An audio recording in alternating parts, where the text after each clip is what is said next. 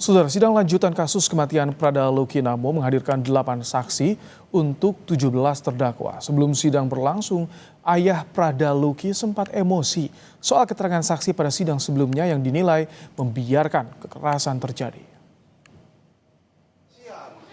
Woi, kamu senior bisa kamu buat dia tuh. Saya tentara sudah lama, ingat saya bahkan berani keluar dari tentara. Ingat baik-baik. Berani anak saya tidak diurus.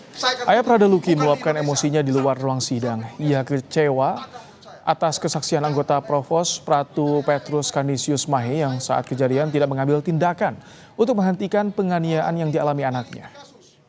Tolong, saya bilang tolong karena bukti saya punya dari awal. Saksi sebelum bersaksi mereka disumpah.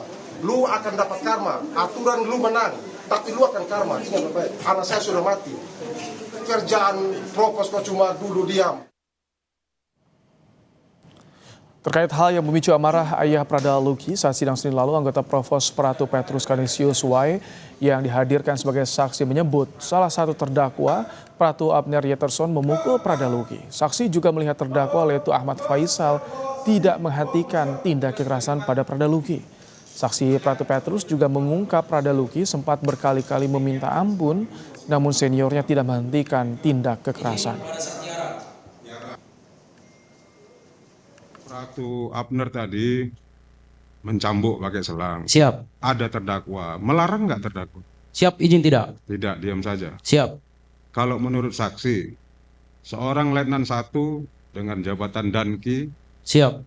memerintahkan Pratu untuk berbuat itu, bisa nggak mencegah? Siap, izin kalau diperintahkan bisa. Bisa kan? Siap.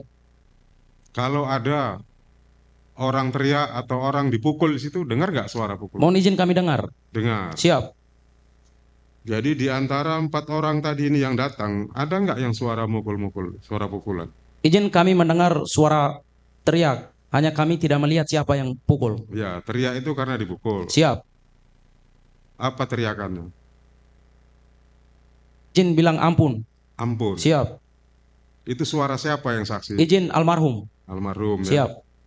Tapi saksi tidak melihat siapa yang mukul. Izin kami tidak melihat.